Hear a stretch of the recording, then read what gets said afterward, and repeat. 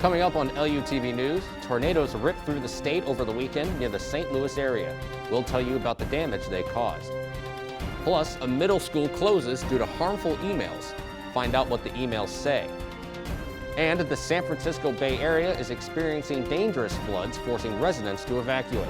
Those stories and more ahead on LUTV News.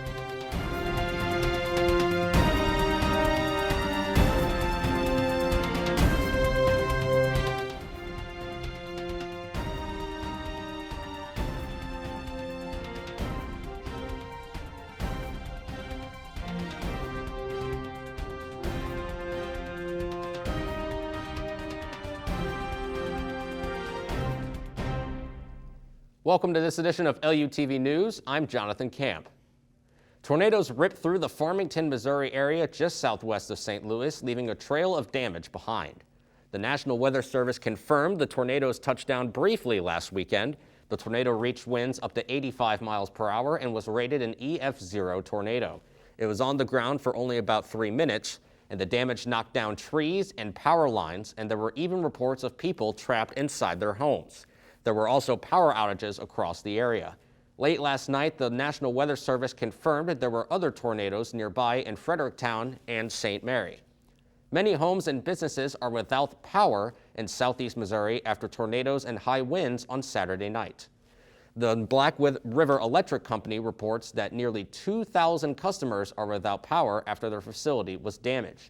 Citizens Electric has over 1,200 customers without power, and Ozark Border Electric Cooperative has nearly 300 customers without power. Chester, Illinois Fire Chief Marty Burt says their main damage was downed power lines and trees. Forecasters expect more stormy weather moving into the week. Police say a Baldwin man ran over a 72-year-old man during a road rage incident at Parkway South High School. Authorities say the incident started on Manchester Road and ended in the parking lot of Parkway South High School. Police say it is unclear how the 72-year-old ended up in front of 73-year-old Michael Gallagher's car, but surveillance video shows the victim's wife and a Parkway student getting between the car and the man to stop him from getting run over again. Gallagher is being held in the St. Louis County Jail, and the victim is expected to live. Many people are expecting an announcement that will greatly impact those who live near the Bridgeton landfill. According to KMOV, the announcement will include plans to provide 70,000 people access to health care services. These plans have been produced through a partnership between SSM Health and IFM Community Medicine. They are supported by a large grant. The president of SSM Health DePaul Hospital says, quote, "This initiative is a foundational step toward expanding health access and equity for the community surrounding the Bridgeton landfill, which is an important part of the DePaul Hospital service area." The announcement is expected to take place on Monday. HARDIN Middle School in St. Charles closes due to racist emails. Principal Dr. Diggs sent out a note stating an incident happened over the weekend. His note says this includes 2 emails filled with racist hate speech and a physical threat to staff members and a specific group of students. District officials and local authorities are handling the investigation and promise to hold those responsible accountable. The rate of positive COVID tests drops to a 4-month low in Missouri. Health officials say the 7-day average for positive tests went from 15% to 6.5% as of October 21st. The state administered about 74,000 doses, including booster shots, in the last week. The highest vaccination rates are among those people over the age of 65. The week rolling average for cases sits at 725 in Missouri, and last month's rolling average cases was at 1,427. AMEREN, Missouri is facing criticism on its new data center at one of its coal power plants. The $1 million project is being used to mine for bitcoins. Critics are questioning AMEREN due to the demand of energy from coal. Critics say they could be put to better use for battery storage and electric vehicle charging stations. AMEREN officials say the data center can help stabilize demand for electricity. The company has collected more than 20 bitcoins, and the value for 1 bitcoin is valued at $60,000 apiece. Straight ahead on LUTV News, a body found in Massachusetts is believed to be the missing 5-year-old boy out of New Hampshire. More on that after the break.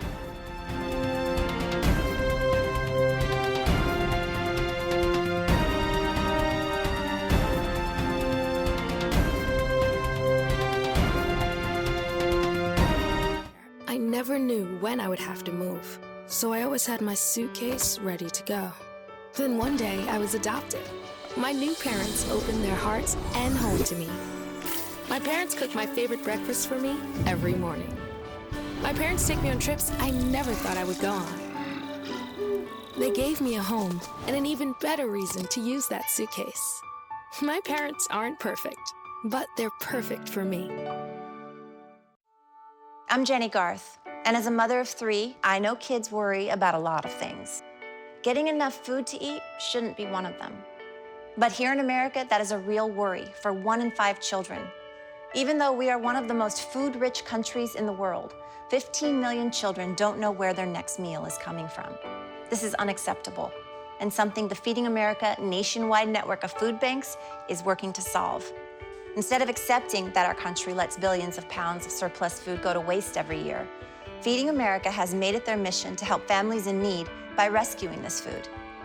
Through food pantries and meal programs, the nationwide network of food banks provides more than 3 billion meals, serving virtually every community in the United States, including yours. Join me in supporting Feeding America and your local food bank by visiting feedingamerica.org. Together, we can solve hunger. Together, we're Feeding America. What do you think you're doing, Kevin? Was just gonna drive home. There are several warning signs present that you shouldn't be driving. Like hearing voices? Like your text-to-emoji ratio? Oh man, the selfies. Selfie, nailed it. We all have warning signs that let us know that we're probably not okay to drive. Mine is pretending to be your subconscious. Craig, come on man, let's split a ride home.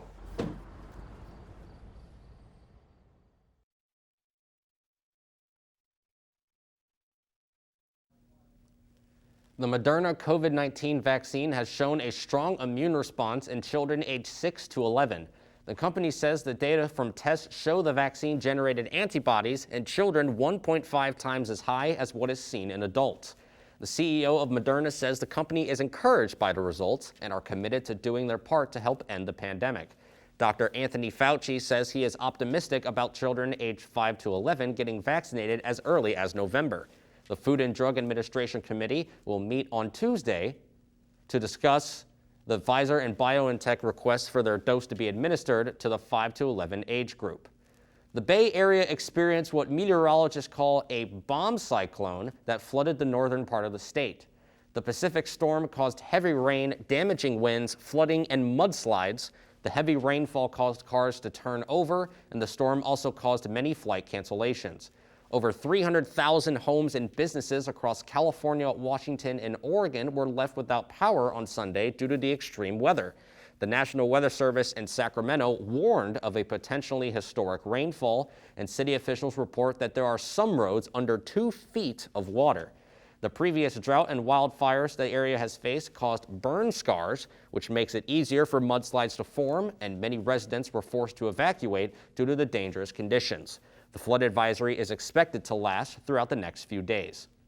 Authorities in Massachusetts believe they found the body of a boy who hasn't been seen in over a month. The body was confirmed to be 5-year-old Elijah Lewis of New Hampshire. His body was found in Ames Noel State Park, located just outside of Boston. Police say he had been missing since October 14th. This comes not long after Elijah's mother and her boyfriend were arrested in connection to his disappearance last week. They are facing charges of witness tampering and child endangerment for allegedly telling others to lie about where the boy was actually living. Police are currently working to figure out Elijah's cause of death. The autopsy for Brian Laundrie's remains has so far not revealed a cause or manner of death. Police say Laundrie's remains were found on Wednesday and confirmed the following day. The remains were reportedly in a skeletal state, and dental records were used to identify him. An autopsy was conducted on Friday and came back as inconclusive. The remains were then sent to an anthropologist for further examination.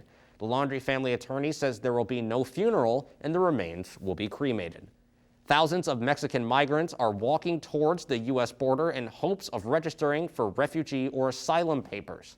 Mexico requires migrants applying for humanitarian visas or asylums to remain in the border state of Chiapas next to Guatemala until their cases are processed. With a limited number of cases being presented daily, individuals are forced to find work, shelter, and food as they wait. On the first day of the march, migrants pushed past a line of state police who were trying to stop them. The marches this year is nowhere near as large as the huge migrant caravans that crossed Mexico in 2018 and 2019. A fire broke out on a cargo ship in Western Canada. The Canadian Coast Guard says 16 crew members were evacuated from the MV Zim Kingston. 5 stayed to fight the fire. The Coast Guard also says 10 containers were burning. 2 of them carried 57 tons of a chemical often used in mining. Officials say they are working with their U.S. counterparts to track 40 containers that fell overboard. The memorial of a boy murdered during a series of killings more than 40 years ago finally receives a headstone. Activists, family members, and local business owners came together to reveal the new headstone of Anthony Bernard Carter. Carter was found stabbed to death in July of 1980 when he was only 9 years old. Carter was one of 29 boys killed between 1979 and 1981 in what's known as the Atlanta child murders. The headstone is placed in a cemetery in Hogansville, Georgia. Fall weather is here to stay, as it would seem, just in time for spooky season. Find out what's on the radar next.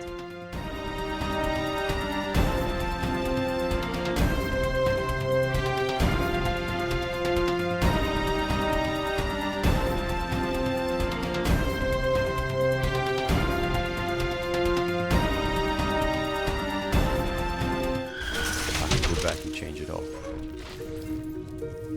I wouldn't. I think I'm gonna miss you the most. Sorry. So sorry. So sorry. Maybe it's just a little moment. I could go back and change it all. I could go back. I would. But I can't.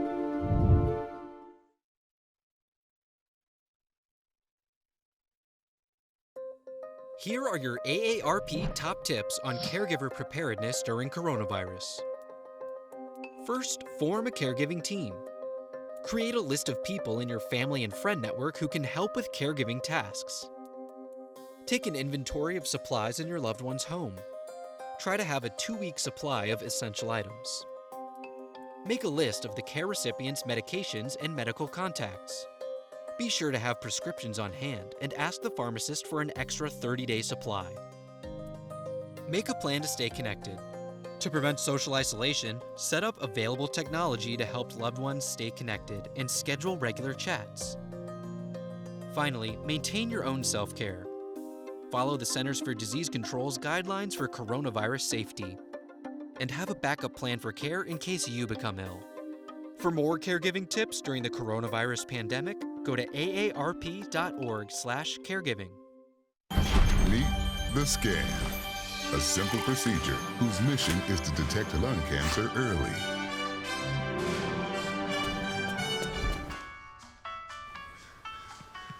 I'm here to save you! But I feel fine. That's great, but you may still be at high risk for lung cancer. Oh man, that's a new fence. If you smoke, early detection could save your life. Learn more at savedbythescan.org.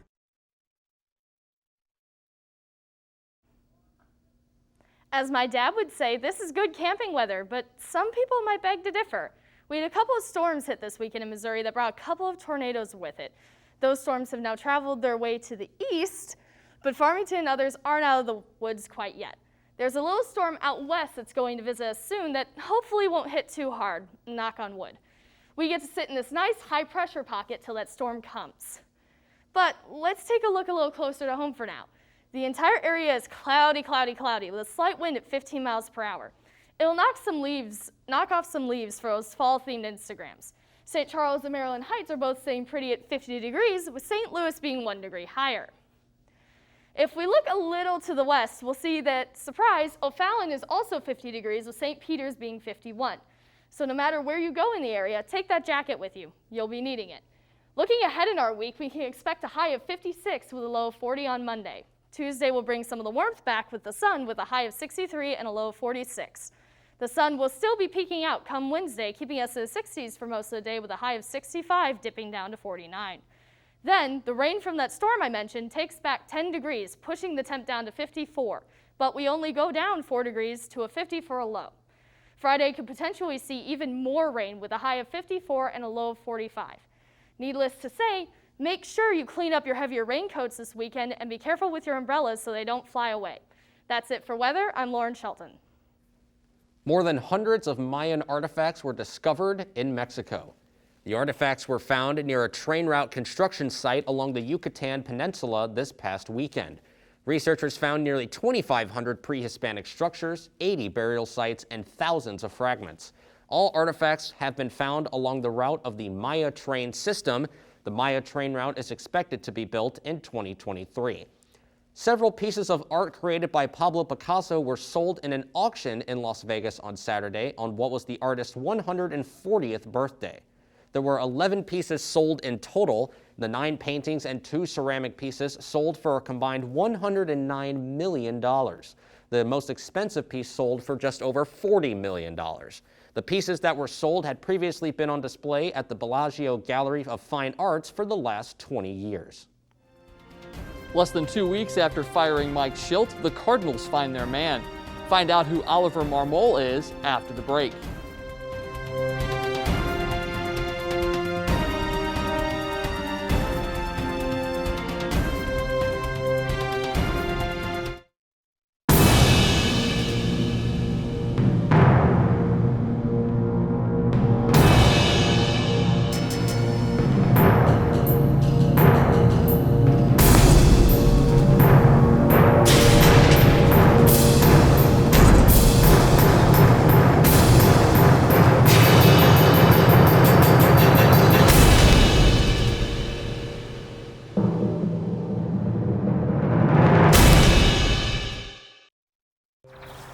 You see certain things get reincarnated in your children.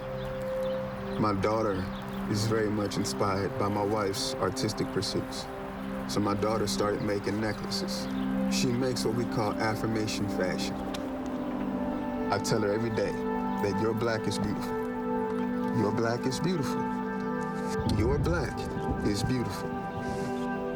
And if there's anything better than being beautiful, it's being smart. And if there's anything better than being smart, it's being kind. And reaffirming that every day is our method of making sure her chin never drops. My dad wasn't around, and I remember riding a bike and falling off and cutting myself, and me never just wanted to get back on it. People ask, how your children learn how to ride a bike, and you did. I didn't teach them. I just created an environment where they taught themselves, and all I had to do was be there.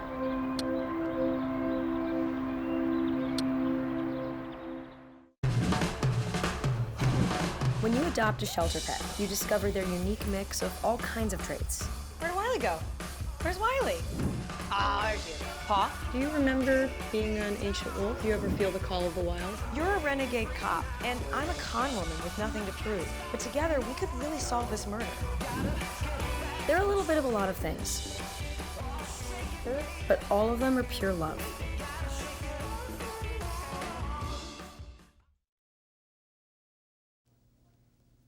The St. Louis Cardinals' search for a new manager began and ended in their own dugout. The Cardinals announced that bench coach Oliver "Ollie" Marmol would become the 51st manager in team history on Monday. 35-year-old Marmol is the youngest manager in Major League Baseball and the first full-time manager of color for the Cardinals. Marmol has been with the team since he was drafted in 2007, but never reached the majors. Marmol has served as the Cardinals' bench coach for the past 3 seasons. Marmol is aware of the history of the franchise and the weight on his shoulders. For them to trust me to be a caretaker of that is incredibly humbling. The Cardinals have been searching for a new manager after firing Mike Shildt on October 14th. The St. Louis Blues look to stay hot on Monday when they host the Los Angeles Kings. The Blues tried to move to 5-0 on the season against a Kings team they skated circles around on Saturday night. David Perron netted his 3rd, 4th, and 5th goals of the year in the 7-3 victory.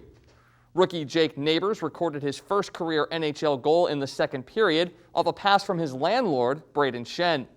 The Blues match a franchise record with 22 goals in their first 4 games, a record set in 1988. Pavel Buchnevich will return to the lineup after serving his 2-game suspension. The Blues are 4-0 for the third time in team history and have never started a season 5-0. The Kansas City Chiefs decided to celebrate Halloween a few weeks early as they visited Tennessee on Sunday. The Titans took advantage of a shaky Chiefs defense, scoring on their first 5 possessions, jumping out to a 27-0 lead. Derrick Henry threw a touchdown pass to Michael Pruitt to open the scoring. A.J. Brown and Ryan Tannehill also recorded touchdowns in the first half. On the other side, the Chiefs' offense struggled all afternoon. Patrick Mahomes was under pressure constantly and was sacked 4 times. Mahomes also failed to throw a touchdown pass for the first time since September 29, 2019. Mahomes also suffered a blow to the head late in the game and was checked for a concussion, but cleared protocol and is slated to start November 1st against the Giants. The loss is the second in 3 games and drops the Chiefs to 3-4 in the AFC West. The Lindenwood Lions football team continues to turn heads in the Great Lakes Valley Conference. The Lions improved to 4-0 in the GLVC after a 48-24 win over Southwest Baptist on Saturday at Hunter Stadium. The Lions used a 35-point second quarter to overcome an 11-point first quarter deficit. Freshman quarterback Cole Duggar tossed 2 touchdowns and ran for a score as well. Spencer Redd gave the Lions the lead for good on a 51-yard punt return in the second quarter. The Lions extended the lead on the very next drive as Jordan Perry picked off Bearcats quarterback Cooper Callis and ran it in for a touchdown. Logan Seibert hit a 50-yard field goal late in the game, tying the record for the second longest field goal in school history. The Lions will try and reach 5-0 on Saturday when they travel to Liberty, Missouri to face William Jewell College at 1 p.m. 2 unexpected teams will battle each other for baseball's ultimate prize. The World Series will see the Houston Astros take on the Atlanta Braves. The Astros punched their ticket on Friday after beating the Boston Red Sox 5-0 in Game 6 of the ALCS. Right fielder Kyle Tucker has led the way for Houston this postseason with 4 home runs and 15 RBIs. The Atlanta Braves ended the Los Angeles Dodgers' run of postseason success with a 4-2 victory in Game 6 of the NLCS on Saturday. The Braves' Eddie Rosario tied a postseason record with 14 hits in the NLCS in just 6 games and took home NLCS MVP honors. The World Series begins Tuesday night on Fox with Houston's Framber Valdez facing Charlie Morton of the Braves. For LUTV Sports, I'm Michael Wagenknecht. Protesters stood outside the Barclays Center last night in Brooklyn in support of the Nets guard Kyrie Irving. Irving has been in the spotlight recently for his off-the-court actions of deciding to not get a COVID vaccine. Local COVID regulations make Irving ineligible to play basketball until he gets at least 1 dose. During Sunday's game, a group of protesters attempted to break through barriers to access the arena's front entrance. Barclays Center was briefly put on lockdown to ensure safety for the fans and staff. Police say that no arrests were made. The actor best known as coffee shop manager Gunther on the TV show Friends lost his battle against prostate cancer on Sunday. He was 59. Actor James Michael Tyler started as an extra on Friends, but his unique spirit caught the co-creator's eye, and from there, they made him a character. He also appeared in the TV shows Scrubs, Modern Music, and Sabrina the Teenage Witch. He was diagnosed with prostate cancer back in 2018. His friends, family, and fans from all over commemorate his life through reminiscent episodes and posts on social media. A statement reads, quote, "Michael loved live music, cheering on his Clemson Tigers, and would often find himself in fun and unplanned adventures. If you met him once, you made a friend for life." That's it for this edition of LUTV News. I'm Jonathan Camp. Thanks for joining us.